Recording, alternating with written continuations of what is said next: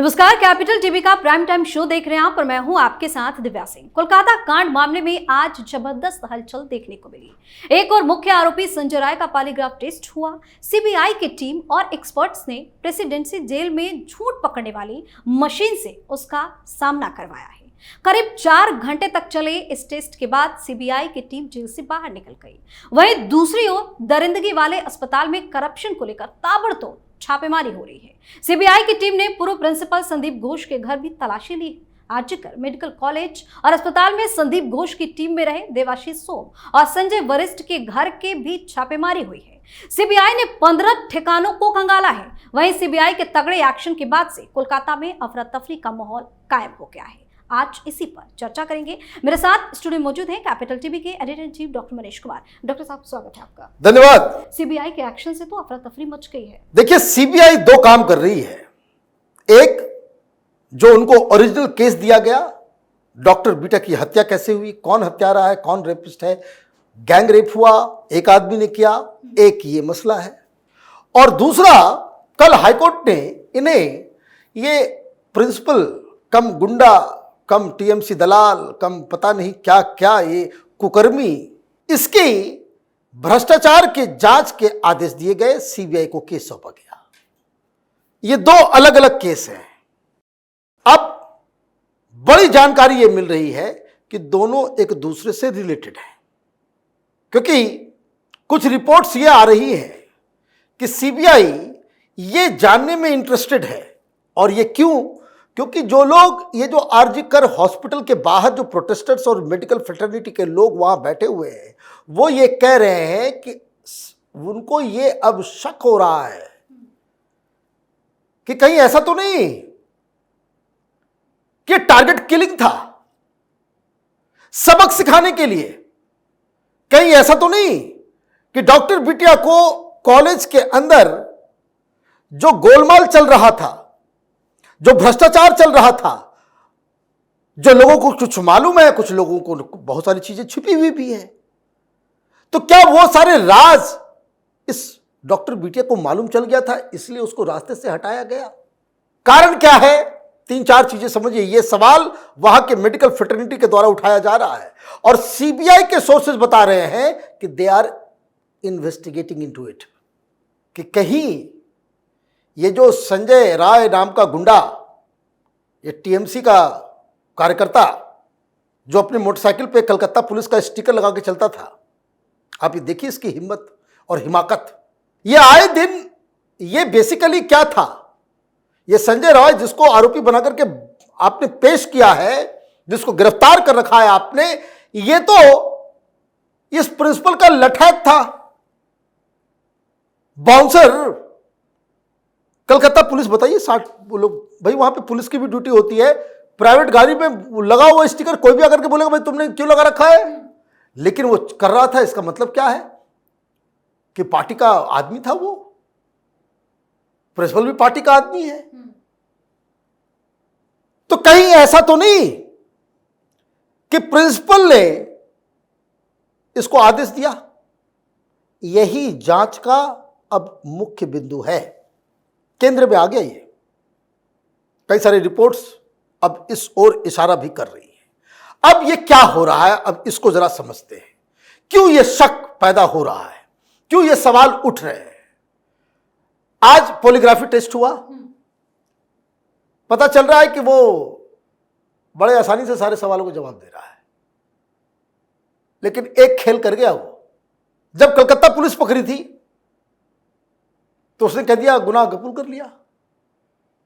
CBI जब पकड़ी तब भी गुनाह कबूल कर लिया मुस्कुराते हुए कि हाँ हमने किया है। लेकिन जब से ये प्रिंसिपल, इसके ऊपर कार्रवाई शुरू हुई है, सीबीआई के पास मामला गया है, इसके के ऊपर गिरफ्तारी की तलवार लटकी है, ये कह रहा है कि मुझे फंसाया जा रहा है। Now he has gone back, पलटी मार दिया है। क्यों? नॉर्मल कॉमन सेंस क्या कहता है? नॉर्मल कॉमन सेंस तो यही कहता है कि अब तक उसको यह लग रहा था कि हम कबूल कर लें, ये कर ले, वो कर ले, कोर्ट के अंदर भी कोई सबूत नहीं है, सबूत तो मिटा के खाक कर दिया है। सीबीआई यही कह रही है कि there was an deliberate attempt by the police and the hospital administration to wipe out all the evidences, forensic one. छापा आज फॉरेंसिक डिपार्टमेंट के सुपरिटेंडेंट, उसके डेमोन्स्ट्रेटर के घर भी लगा है, जो उसकी फॉरेंसिक एनालिसिस कर रहा था, जिसके ऊपर जिम्मेदारी थी कॉलेज की। जो 15 जगह छापे पड़ रहे हैं उसमें वो फॉरेंसिक डिपार्टमेंट के भी व्यक्ति के ऊपर वो कोई सोम करके नाम है इसका। मतलब डॉट्स देखते जाइए आप। तो संजय राय को लग रहा था कि भाई एविडेंस मिलेगा नहीं, अभी कबूल कर लो, बाद में जाकर के कोर्ट में आकर के कह देना। नहीं, हमने तो ऐसा बोला नहीं। सबूत कहां है? सबूत तो दिखाना पड़ेगा। सबूत कहां है? इन लोगों ने नीपापोती कर दिया। बाकी दीवार वाल तोड़ने के लिए तो आ ही गए थे अचानक से। तो कहने का मतलब क्या हुआ? This man Sanjay Roy, he was confident कि हम अभी कुछ भी बोलेंगे बाद में तो बचा लेंगे। क्या प्रिंसिपल तो सीधे टॉप के साथ रिश्ता है, तुमको कोई कुछ नहीं। कौन है? कमिश्नर आ गया, देखे प्रिंसिपल ने बुलाया और कमिश्नर आ गया। वो डॉक्टर बिटिया के दोनों मां बाप बैठे हुए हैं, ममता बनर्जी का फोन आ गया। ममता बनर्जी डायरेक्ट इंटरेस्ट ले रही थी। जब वो अपनी बिटिया को मिलने का इंतजार कर रहे थे, डेड बॉडी देखने का इंतजार कर रहे थे, ममता बनर्जी की बातचीत उनके पेरेंट्स के साथ उसी दौरान हुई। कोई बहुत गहरा राज है। मुख्यमंत्री डायरेक्टली फोन कर रहा हो, और वो भी उस समय। भाई मर्डर एक होता है क्या देश में? एक ही जगह चिट्ठी तो लिखी ममता बनर्जी, हर दिन 90 बलात्कार होते हैं देश में। तो 90 केस में क्या पीड़िता के मां बाप से सीएम बातचीत करती है? इससे पहले कितनी बार किया? तो कुछ तो गड़बड़ झाला है इसमें। और जैसे ही कार्रवाई शुरू हुई उसके ऊपर, यह कह रहा है आज कि हमने किया नहीं, मुझे फंसाया जा रहा है। अब मामला क्या है? हॉस्पिटल हो, पुलिस हो, कोई भी डिपार्टमेंट हो बंगाल के अंदर, बंगाल के बारे में अगर जरा सा भी अगर आपको आइडिया है, जैसा आप कह रहे थे सुप्रीम कोर्ट के जस्टिस पादरीवाला कि मैंने अपने जीवन में 30 साल में ऐसा केस नहीं देखा, वो भी बंगाल का जब वो सुन रहे थे तो मुझे हंसी आ रही थी कि पादरीवाला साहब आपको जाना चाहिए बंगाल, 30 दिन वहां रह लो। आपका बुद्धि जो है ना यहां से इधर नहीं आ जाए तो फिर आप हमें कहिएगा, आपको समझ भी नहीं आएगा। ये हिंदुस्तान में और खास करके दिल्ली में देश चलाने वाले लोग जो एसी चैम्बर में बैठे बैठे ज्ञान देते रहते हैं, उनको जरा सा भी इल्म नहीं है, आभास तक नहीं है कि बंगाल में क्या सिस्टम चल रहा है। और ये मैं क्यों कह रहा हूं? वहां कोई भी घटना घटेगी या कोई भी भ्रष्टाचार होगा, it has to be organised, it has to be organised and without party in power. जब ये वामपंथी थे तो वामपंथी, अभी टीएमसी है तो टीएमसी। घून लगा दिया बंगाल में इन लोगों ने, सड़ रहा है। कभी भी किसी दिन क्रम्बल कर जाएगा पूरा बंगाल, बिलीव मी। वहां गली गली में चौराहे पे, गांव में ये टीएमसी के वर्कर का वो साम्राज्य चलता है। आपके घर में चोरी होगी, आप एफआईआर दर्ज करने जाइएगा तो पुलिस वाला जो एसएचओ है वो वहां का टीएमसी नेता से पूछेगा कि करबो, एफआईआर करना है या नहीं करना है। वो बोलेगा कर लो तो एफआईआर दर्ज होगा, नहीं तो नहीं होगा। मेरी इन बातों को कोई आदमी झुठला के बता दे। बंगाल को मैं बड़े करीब से जानता हूं, पत्रकार हैं, फोन करके बताते हैं। मैं बोलता हूं बोलते क्यों नहीं, लिखते क्यों नहीं, छापते क्यों नहीं? वो कहता है नहीं कर सकते, नहीं कर सकते। ये खौफ का वहां सिस्टम, ये डेमोक्रेसी लाएंगे, ये डेमोक्रेसी लाएंगे। राहुल गांधी एक ट्वीट किए, ममता बनर्जी गर्जी, दुम दबा करके राहुल गांधी भाग गया पता नहीं किस बिल के अंदर। अभी नजर नहीं आ रहा, समझ में नहीं आ रहा है। यह घटना अगर यूपी के अंदर हो गया होता ना, दे वुड हैव लिंच्ड योगी। लेकिन यहां आपको यह समझ में नहीं आ रहा है। अब मैंने ये बात इसलिए कही कि ये समझने के लिए कि वहां nothing happens without party. Democracy in Bengal, जिसको कह सकते हैं कि it is of TMC, by TMC and for TMC. तो वहां जो कोई भी पद के ऊपर बैठा हुआ है वो उस सिस्टम का हिस्सा बन जाता है। और इसलिए स्टिंग ऑपरेशन एबीपी ने किया। क्या बोल रही है डॉक्टर ने, जिसने पोस्टमार्टम किया, कि he was not running a hospital, he was running a syndicate. Mafia है ये लोग। सारे डॉक्टर्स कह रहे हैं तो टीएमसी का पूरा बैकअप है और इसलिए इन्हें इस्तीफा दिया। तो इस्तीफा स्वीकार नहीं हुआ। ममता बनर्जी ने आरजी कर हॉस्पिटल से बड़ा हॉस्पिटल का प्रिंसिपल बना करके भेज दिया। He was rewarded for what? किस बात के लिए? जब आपकी ये साख है, आपका ये पावर है, आप ये जान रहे हो। और क्या डॉक्टर बिटिया को उसके पूरे क्रियाकलाप के बारे में मालूम था? और ये संजय रॉय जो जेल के अंदर बंद है, उसको कल तक ये कॉन्फिडेंस था तो कोई कुछ नहीं बिगाड़ सकता। मेरा प्रिंसिपल वो तो बहुत बड़ा आदमी है, उसका वो बॉडीगार्ड की तरह काम करता था 24 घंटे साई की तरह। और इस संजय राय को इतनी छूट मिली हुई थी कि आरजी कर हॉस्पिटल में दारू पी करके रात में आता था, कहीं भी घुस जाए, किसी भी नर्स को छेड़ दे, कुछ भी कर दे, कुछ भी बोल दे, कोई उसको रोक ठोक नहीं कर सकता। क्यों? वो प्रिंसिपल का दायना आता। अब जब उसको ये लग रहा है कि मेरा तो गुरु ही फंस गया, ये तो अपना जान बचाएगा कि हमको बचाएगा, हम तो गए, तो अब क्या कह रहा है कि हमने कुछ नहीं किया, मुझे फंसाया जा रहा है।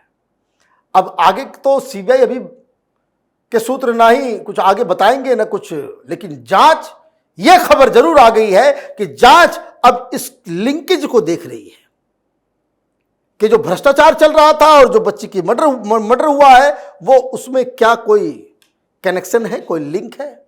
और इसी लिंक को तलाशने के लिए आज सवेरे सवेरे पहुंच गई सीबीआई। अच्छा, इनको शायद आइडिया नहीं था कि कल शाम में ही एफआईआर दर्ज हुआ है, केस जो है मिल गया है और सवेरे सवेरे जो है वो धावा बोल देंगे। अब धावा बोल दी 15 जगह पे। अब दरवाजा खटखटा रही सीबीआई, वो आ ही नहीं रही बाहर। भाई सीबीआई से तो सबको डर लगता है, ज्यादा वेट कराओगे गुस्सा करके अंदर घुसेगा, पता नहीं क्या करेगा। बताया जा रहा है कि 90 मिनट तक सीबीआई वाले दरवाजा खटखटाते रहे, दरवाजा नहीं खुला। उसके फोन पे फोन किया जा रहा है तो फोन उठा नहीं रहा और या एंगेज आ रहा है। अब इसको तो गिरफ्तार करना चाहिए और पूछना चाहिए कि किस आका को तुम फोन कर रहे थे। सीबीआई दरवाजा खटखटा रही थी, तुम किससे बात कर रहे थे? और इस मामले में ममता बनर्जी का रिकॉर्ड बड़ा खराब है। राजीव कुमार को शारदा स्कैम में जब सीबीआई रेड करने के लिए गई तो बंगाल कलकत्ता पुलिस को भेज दिया गया। ये लोग बताया नहीं, लेकिन उस टीम के कुछ लोगों ने बताया कि पुलिस वाले आए, सीबीआई की टीम की पिटाई शुरू कर दी, सबको पकड़ लिया, कुछ भागे, उनको खदेड़ के पकड़ा गया, सबको थाने में डाल दिया गया। और ममता बनर्जी खुद चली गई राजीव कुमार के घर कि देखे कौन सीबीआई आती है। क्या हुआ था? ये शाहजहां शेख के यहां ये ईडी की टीम जा रही थी ना, हमला करवा दिया आपने। दरवाजा इसलिए तो नहीं खुल रहा था, वो अपने आकाओं को फोन कर रहा होगा, पॉलिटिकल मास्टर्स को, कबार की कोरबो दादा आ गया सीबीआई, अब बचाओ हमको। 90 मिनट तक ये जद्दोजहद कर रहा होगा ये, there is no other reason. लेकिन बाहर क्या हो रहा था, वो लगातार फोन कर, सीबीआई वाले भी डर के, भाई कोई सीबीआई वाले कोई वर्दी में तो नहीं जाते हैं, कोई विपन लेकर थोड़ी जाते हैं। वो हमारे आपकी तरह हैं, वो अपना ड्यूटी कर रहे हैं, इन्वेस्टिगेशन कर रहे हैं। और बाहर भीड़ इकट्ठा शुरू हो गई और भीड़ इकट्ठा होने लगे, सीबीआई वालों को भी डर लग गया। भाई सीबीआई में जो ज्वाइन करता है सबको मालूम था बंगाल में जो है ममता बनर्जी आदमी भेज देती है, पुलिस आ जाती है, पिटाई करती है। पैनिक कॉल्स कर रहे थे आज सीबीआई वाले, पुलिस को बोल रहे थे कि भाई जरा यहां पे सिक्योरिटी का सिचुएशन ये करो, यहां सिचुएशन ठीक नहीं चल रहा, लोग बाहर इकट्ठा हो रहे हैं, हम क्या करें। कहीं ये लोग घुस करके हम लोग के ऊपर हमला कर देगा तो फिर क्या होगा। और वो दरवाजा नहीं खोल रहा है। कहां से इतनी हिम्मत आई उसको, कहां से आ रही है इतनी हिम्मत। लाशों का सौदागर बना हुआ इस्तीफा देता है। तो वो अब आप इस चीज को समझिए। कंक्लूजन, मामला में बहुत लोचा है। एक बिटिया की मौत होती है, पहले उसको थ्योरी बनाते हैं कि भाई ये सुसाइड है, परिवार वालों को गलत बताते हैं। एफआईआर जो है रात में 11 बजे, घटना जो है वो 3 बजे भोर की है। लगभग जो है 20 घंटे के बाद आप एफआईआर दर्ज कर रहे हो, आप उसका पोस्टमार्टम कर रहे हो। मीडिया में सब कुछ आ गया, फिर पोस्टमार्टम कर रहे हो। पोस्टमार्टम करने से पहले आपने उसको अननेचुरल डेथ डिक्लेयर नहीं किया। वहां पे कमिश्नर पहुंच जाता है, वहां पे जो क्राइम सीन है उसका आपने उसका मछली बाजार बना दिया, एविडेंस छिपाए गए। किस चीज के लिए? डायरेक्टली ममता बनर्जी उसमें इन्वॉल्व हो रही है। किस चीज के लिए?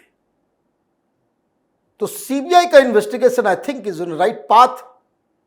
ये एक ऐसा स्केलेटन जो है बाहर आया है ममता सरकार के क्रियाकलापों का, कि ये स्केलेटन अगर खिंचाया बाहर और सही कायदे से इसके ऊपर जो है जांच हुई तो पूरा का पूरा टीएमसी का ये जो सिंडिकेट कल्चर जो है वो भड़बड़ा के दुनिया के सामने एक्सपोज हो जाएगा। बहुत बहुत धन्यवाद सर तमाम जानकारी। धन्यवाद। तो इस तरह से कोलकाता कांड मामले की जांच अब गहरी होती जा रही है। जिस लेडी डॉक्टर के साथ हैवानियत की गई, उसका कत्ल किया गया, उस केस की जड़ें और कई जगहों पर मिल सकती है। कई ऐसे लोग खुलकर सामने आ सकते हैं जिनका नाता इस डॉक्टर के कत्ल से हो सकता है। आप अपनी राय हमें कमेंट करके जरूर बताएं और देखते रहिए कैपिटल टीवी। नमस्कार।